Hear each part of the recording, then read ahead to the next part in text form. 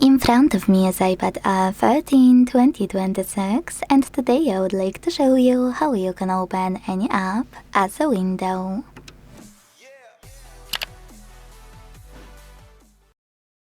First of all, select an app you wanna use in window form and launch it.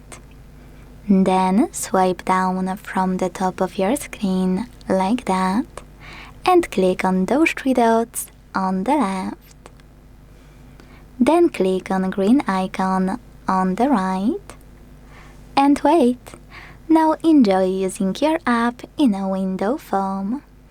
Once you're done, you can tap on the same three dots and decide what you wish to do next. You can leave your app opened in the background by clicking on this yellow line.